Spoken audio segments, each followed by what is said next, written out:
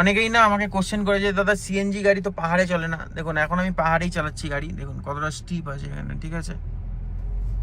আর এখানে শুধুমাত্র সিএনজিতে না, এখানে এসিটাও চলছে, আর এখানেও দেখুন গাড়ি চলছে সিএনজিতে, ঠিক আছে। সেরকম তো আমি কিছুই বলবো না যে গাড়ির দম নেই, গাড়ির ডেফিনেটলি গাড়ির পাওয়ার আছে, আর যথেষ্ট ভালো পরিমাণেরই পাওয়ার আছে গাড়ির, ঠিক আছে।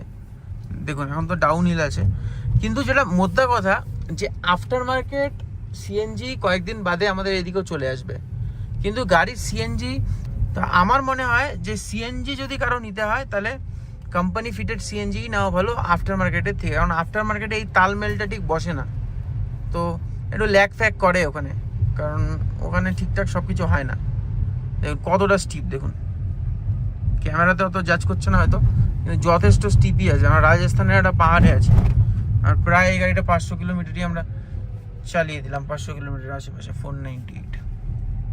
তো সিএনজি নিতে পারেন, সিএনজি এখন অপশান আছে, ভালো অপশান সিএনজি। এটা 3 টাকার আশেপাশে পড়ছে পার কিলোমিটার, তো তো একদম নিতে পারেন, কোনো অসুবিধা নেই। আর আমরা একটু হার্ড ফুটে চালাই, তাই আমাদের বেশি। দেখুন এখানে দেখুন কতটা স্টিপ, দেখুন কতটা স্টিপ, দেখুন কোনো ইজিলি কোনো সেরকম কোনো ব্যাপার নেই, ইজিলি গাড়ি চলবে।